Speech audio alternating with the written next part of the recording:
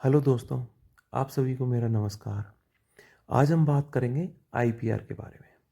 तो जैसा कि आप सब जानते हैं, 2026 में 31 जनवरी लास्ट डेट है आईपीआर भरने की। और आईपीआर भरने में आपकी बात कुछ चेंजेस हैं, जिसमें आईपीआर भरने में सभी को समस्याएं आ रही हैं। तो उसमें क्या चेंजेस हैं उसके बारे में जानेंगे। तो हमें आईपीआर भरना शुरू करते हैं। तो सबसे पहले हमें क्या करना है, हमारे मोबाइल में या कंप्यूटर में गूगल पर जाना है। उसमें जाने के बाद हमें हमारा एसएसओ आईडी, जैसे कि आप जानते हैं एसएसओ लॉगिन करना, तो एसएसओ आईडी को सर्च करेंगे। मैंने यहाँ पर हमारा एसएसओ आईडी लॉगिन करने के लिए शॉर्टकट बना रखा है, उस पर क्लिक किया है। इस पर क्लिक करने के बाद हमारी लॉगिन आईडी और पासवर्ड फिल किया, नीचे कैप्चा दिया हुआ है उसको फिल करेंगे। उसको फिल करने के बाद हमें लॉगिन पर क्लिक करना है। लॉगिन पर क्लिक करते ही हमारा एसएसओ आईडी का होम पेज ओपन हो जाएगा। एसएसओ आईडी का जैसे ही होम पेज ओपन होगा तो आप देखेंगे कि यहाँ पर राजकाज आईपीआर दिखाई दे रहा है। अगर वो नहीं दिखाई देता है तो एक्टिव ऐप्स में जाएंगे, तो वहाँ पर एक्टिव ऐप्स पर क्लिक करके क्विक सर्च जो ऑप्शन है वहाँ पर क्लिक करें, राजकाज आईपीआर, तो वहाँ पर राजकाज आईपीआर आपको दिखाई देगा। तो राजकाज आईपीआर पर हम क्लिक करेंगे। अब जैसा कि आप देख रहे हैं, मैंने यहाँ पर क्लिक कर दिया है। इस पर क्लिक करते ही एक नया पेज खुलेगा जिसमें वेलकम आपकी एम्प्लॉय आईडी दिखाई देगी और राजकाज आईपीआर 2026 दिखाई देगा। इस पर क्लिक करेंगे। इस पर क्लिक करने के बाद जैसे कि आप देखेंगे कि वापस से आपको लॉगिन पेज पर लेके जाएगा। जहाँ से आपने लॉगिन किया था सेम वही प्रोसेस होगी इसमें, वापस ही लॉगिन पेज पर ले जाएगा आपको। लॉगिन पेज पर जैसे ही आपको ले जाएगा वहाँ पर आपको लॉगिन आईडी और पासवर्ड दोबारा से फिल करना है। वो फिल करने के बाद कैप्चा फिल करना है और फिर लॉगिन करेंगे। अभी आपको एसएसओ के होम पेज पे नहीं ले जाएगा, परंतु ये दोबारा लॉगिन करवाता है।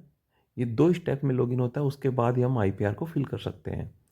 तो हमने दोबारा से हमारा लॉगिन आईडी पासवर्ड फिल करके कैप्चा एंटर कर दिया है और अब लॉगिन पर क्लिक करेंगे।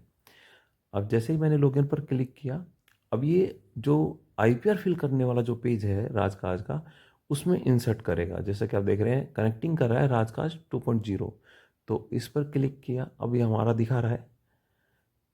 अब इसमें एक पेज खुलेगा, उस पेज में हमारी डिटेल्स होगी। जैसा कि आप जानते हैं पर्सनल डिटेल होंगी और सर्विस डिटेल होंगी। तो ये पेज ओपन हो रहा है। ये पेज ओपन हो गया। अभी पूछ रहा है कि आप कहाँ से, किस चीज़ से बिलोंग करते हैं, गवर्नमेंट एम्प्लॉई हैं, जुडिशरी हैं या फिर ऑटोनोमस बॉडी हैं। तो हम गवर्नमेंट एम्प्लॉई हैं, उस पर क्लिक करेंगे। उस पर क्लिक करने के बाद हम इसमें सबमिट कर देंगे। और जैसा कि मैंने उस पर क्लिक किया, गेट स्टार्टेड पर क्लिक करूँगा मैं। गेट स्टार्टेड पर क्लिक करते ही हमारा पेज जो नेक्स्ट है वो ओपन होगा, उसमें हमारी डिटेल्स होंगी। अब देखो ये दिख रहा है पर्सनल इन्फॉर्मेशन, आपकी एसएसओ आईडी, आपका नाम सर, उसके बाद आपकी डेट ऑफ बर्थ, आपकी ईमेल आईडी, आपका कॉन्टैक्ट नंबर और आपका जेंडर। तो ये सब डिटेल्स होंगी। ये फिल करने के बाद आप नेक्स्ट पर क्लिक करें, अगर आपको सही दिख रहा है तो नेक्स्ट पर क्लिक करें।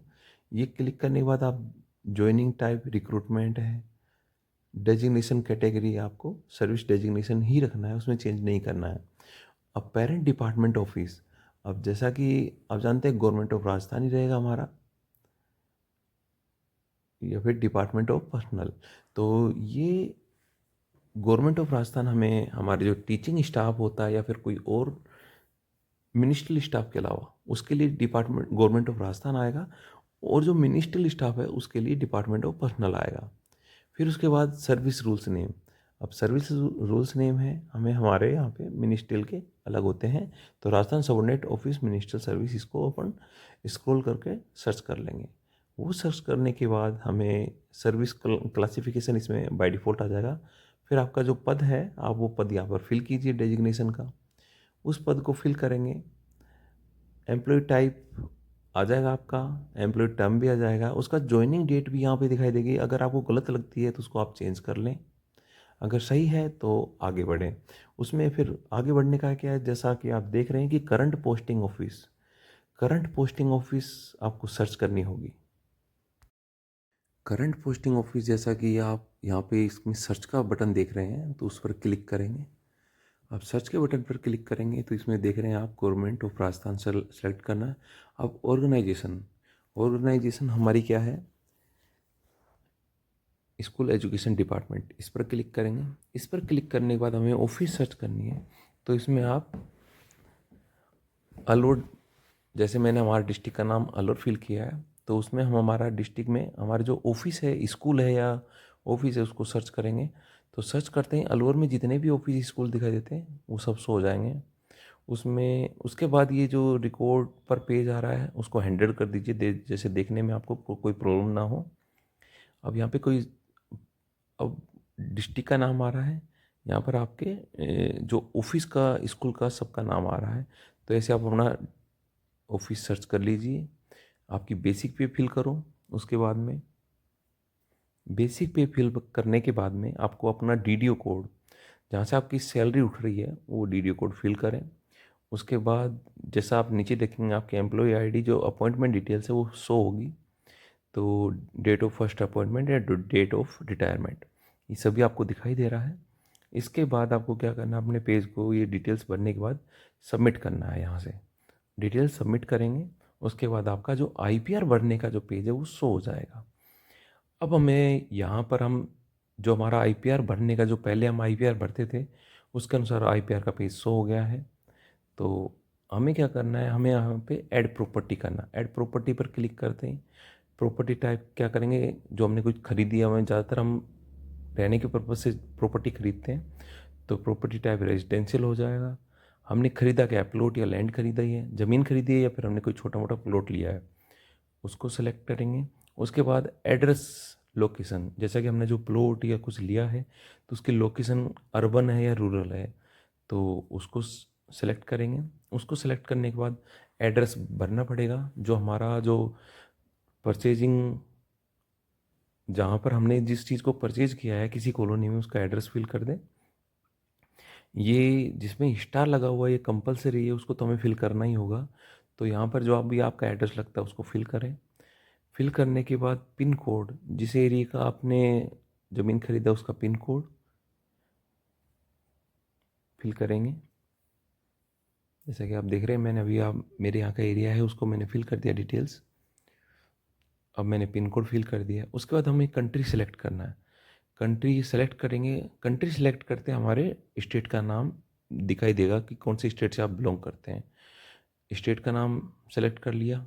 फिर उसके बाद डिस्ट्रिक्ट आएगा। फिर उसके बाद सिटी आ जाएगा कि आपने कहाँ पर प्लॉट परचेज़ किया है। उसके बाद आप उसको ये देख सकते हैं कि आपने वो जो परचेज़ किया है वो आपको आपने सेल्फ किया है, या फिर जॉइंट में किसी के साथ में किया है, या फिर डिपेंडेंट है आप किसी के। तो आपने जॉइंट में किया है। तो जॉइंट कौन है, जॉइंट में आप जैसे कोई भी रिलेशनशिप चूज़ कर सकते हैं, ब्रदर सिस्टर। उसके बाद मैंने यहाँ पे कज़न चूज़ कर लिया, उसका नाम फिल किया। उसके बाद ऐड टू लिस्ट कर दिया। ऐड टू लिस्ट करते हैं, आपने देखा था यहाँ पे नाम आ गया था। तो इस प्रकार से हम यहाँ पर उसकी डिटेल फिल कर सकते हैं। फिर उसके बाद आ रहा है कि मैनर ऑफ एक्विजिशन, कि आपने क्या किया है, आपको कैसे मिला है ये। तो मैंने परचेज़ किया था, कोई गिफ्ट या विल नहीं है हमारी। तो परचेज़ कब किया था उसकी डेट आ जाएगी। और फिर जो हमने परचेज़ किया है, तो जितने अमाउंट का परचेज़ किया है वो हमारा अमाउंट कहाँ से आया, हमने लोन लिया है या हमारी कुछ सेविंग्स हैं या फिर हमारे को फैमिली सपोर्ट मिला है। तो मैंने आप फिल कर दिया, भाई मैंने कुछ लोन लिया था, कुछ मेरी सेविंग थी, कुछ फैमिली सपोर्ट से मिला है। तो इस प्रकार से मेरे टोटल अमाउंट ये है। और अब ये कह रहा है कि आपने ख़रीदा कहाँ से था। अब जो हमने जो भी रेजिडेंशियल प्लॉट या लैंड लिया था वो किस से ख़रीदा था, उसका नाम फिल करेंगे। कॉन्टैक्ट नंबर कोई ज़रूरी नहीं है। उसके बाद प्रेजेंट वैल्यू, जो हमने प्लॉट ख़रीदा था, जैसे जितना भी कॉस्ट का ख़रीदा था उसकी आज प्रेजेंट वैल्यू कितनी है, तो वो यहाँ पे फिल करेंगे और सेव कर देंगे। तो इस प्रकार से हम हमारी प्रॉपर्टी ऐड कर सकते हैं। और प्रॉपर्टी ऐड करने के बाद अगर हमारी प्रॉपर्टी नहीं है तो इसमें सेकंड ऑप्शन है डिक्लेयर आईपीआर एज नील। तो हम डिक्लेयर आईपीआर एज नील भी कर सकते हैं। अब पेज को ऊपर उठाएंगे तो यहाँ पे डिक्लेरेशन है, उस पर क्लिक करेंगे और सबमिट पर क्लिक कर देंगे। अब ऐसे सबमिट पर क्लिक करते हैं, हमारे फ़ोन पे ओटीपी जाएगा। अब हमारे फ़ोन पे ओटीपी चला गया है। ओटीपी जाता है, यहाँ पे हमारे ओटीपी को फिल करना है। अब हमारे फ़ोन पे जैसे कि ओटीपी ज़्यादा टाइम नहीं लेता है, जो आधार बेस्ड होता है। तो ओटीपी चला गया है। हाँ, अब मैंने ओटीपी फिल कर दिया है और वेरीफाई ओटीपी कर दिया है। वेरीफाई ओटी करने के बाद हमारा आईपीआर फिल हो गया है। अब जैसा कि आप देख रहे हैं आईपीआर आ गया था। उसको हम यहाँ पर डाउनलोड करके रख सकते हैं, या फिर यहाँ पे प्रिंट करंट आईपीआर जैसे कि आप राइट में देख रहे हैं, उससे हम कभी भी दोबारा डाउनलोड कर सकते हैं। So thank you so much guys, thank you.